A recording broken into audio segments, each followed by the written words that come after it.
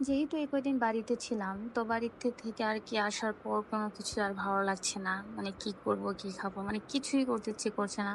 কাজও করতে ইচ্ছে করছে না, রান্নাও করতে ইচ্ছে করছে না, খেতেও ইচ্ছে করছে না। যাই হোক, তো সন্ধ্যার সময় হচ্ছে ক্রেভিং হচ্ছে যে কিছু একটা খাই।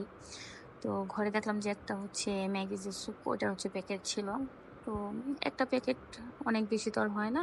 তো একটা প্যাকেটের জন্য আমি এখানে অল্প একটু চিকেন, চিংড়ি মাছ হচ্ছে নিয়ে নিয়েছিলাম। তো তারপর হচ্ছে একটা ডিমের হচ্ছে কুসুম দিয়ে দিয়েছি। দিয়ে এখানে একটুখানি আমি হচ্ছে আদা রসুন বাটা দিয়েছি। কারণ যেহেতু চিকেনটা ছিল সেজন্য। তো এরপর হচ্ছে টমেটো সস দিয়ে ভালো করে মাখিয়ে হাত দিয়ে, আমি যে হাত দিয়ে মাখাচ্ছিলাম যেহেতু আমিই খাবো সমস্যা নেই। তো হাত দিয়ে মাখিয়ে হচ্ছে পানি দিয়ে দিলাম পরিমাণ মতো।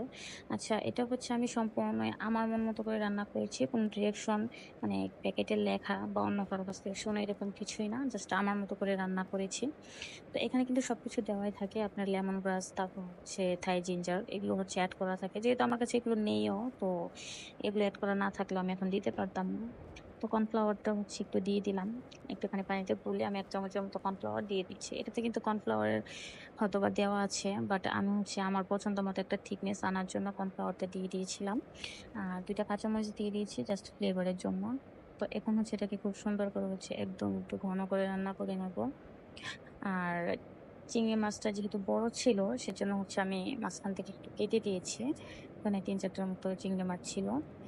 আর এই লাস্টে হচ্ছে একটুখানি চিনি আর একটুখানি হচ্ছে লেবুর রস দিয়ে দিয়েছি। চিনি দেওয়ার কারণটা হচ্ছে যেহেতু এখানে সস এড করেছি আর লেমন গ্রাস আছে, সেজন্য একটুখানি টক লাগছে, তাই চিনিটা এড করেছি।